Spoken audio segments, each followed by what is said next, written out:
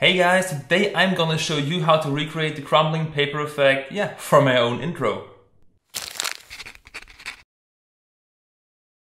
Hey guys, Sam here from Sam's Creative Toolbox. Of course, welcome back to another episode, here on my channel. And as I said, today I will show you one cool technique, an old school technique called stop motion animation to, recreate this crumbling paper effect.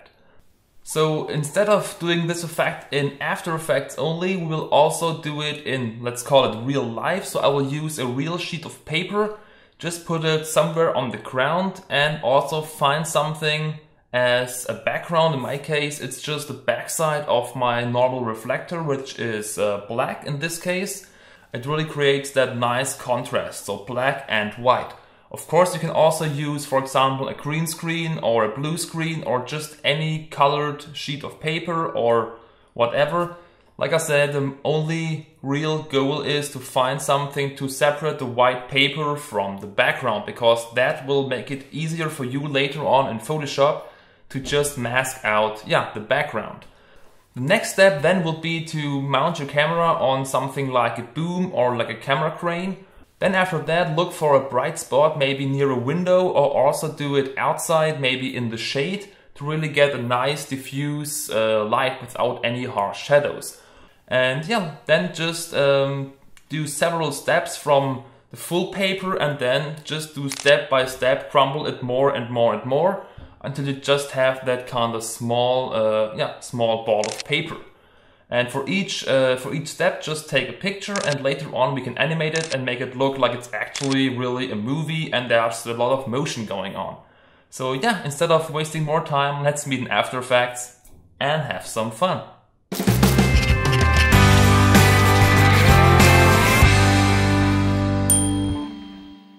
Okay guys, after the shoot is over, you usually end up or should end up with an image sequence, in my case 7 images in total. So if you just open them and click through them, you should see that there is some kind of evolution, going on. Okay. So unfortunately what we now see is that we still have our background. So before we can start animating our paper effect in After Effects, we first have to get rid of this unwanted black background. So for that you have numerous options. What I prefer for editing my photos is of course Photoshop. So just click and drag your images into the software. Okay, in my case there's this warning because I use different color spaces, so just click OK. And in Photoshop you again have numerous options to get rid of unwanted areas. In my case I usually use the Magic Wand tool or the Quick Selection tool, but for today I will use another method which you can find here under Select and Color Range. And as you can see, we now have this color picker, so just start clicking the areas you want to get rid of or want to select or deselect. And sometimes it may happen that there are some gray areas left, which means that your selection isn't as perfect as it should be. So you either play around with the fuzziness, so maybe increase it or decrease it, or you just hit Shift on the keyboard to get this plus icon and start clicking the gray areas to get a perfect selection. Then click OK, and as you can see we have an almost perfect selection instead of only these little spots right here. So just take your Quick Selection tool, for example, and sample or go through or go above these unwanted areas. Okay, and as you can see we now have a perfect selection, but instead of just deleting this selection, I always use layer mask, because layer masks give me the option to always go back and make a change, because of course sometimes you make a mistake, and like I said, layer masks give you always the options to go back and change something. So just alt click your layer mask, and as you can see we now have a perfect cutout image. Then after we have a perfect cutout, it's now time to save it. So go to File, Save As, and then choose any format you like. So you can choose either PSD, TIFF, or PNG. The only thing that matters is that the file type supports alpha channel, which means the transparency areas here.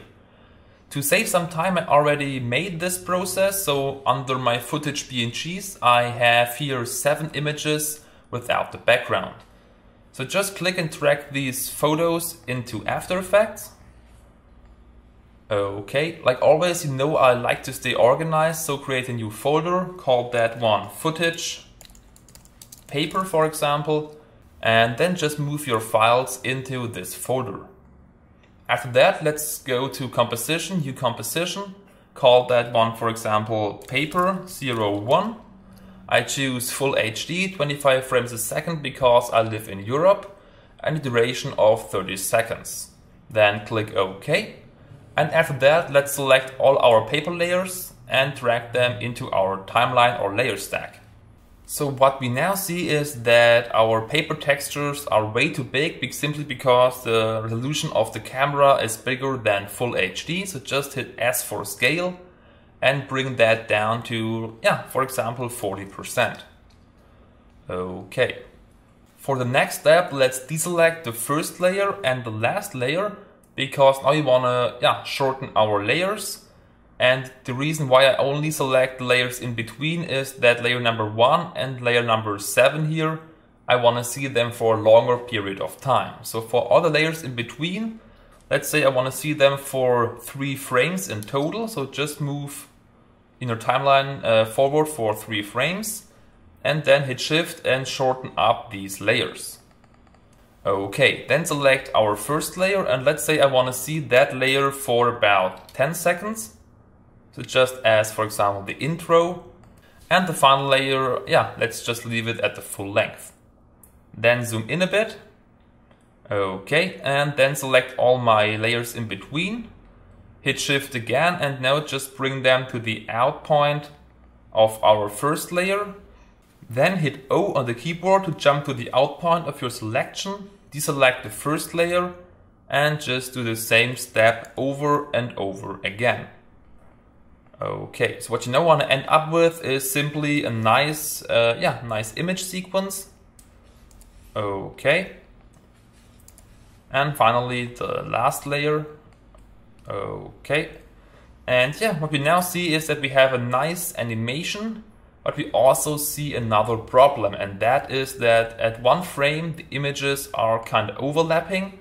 And the reason is that by default After Effects always makes the layers 1 frame longer than you actually want it. So if you want, like I said, 10 frames for layer number 1, After Effects makes it 11 frames. So just shorten up all the layers for 1 frame. Okay.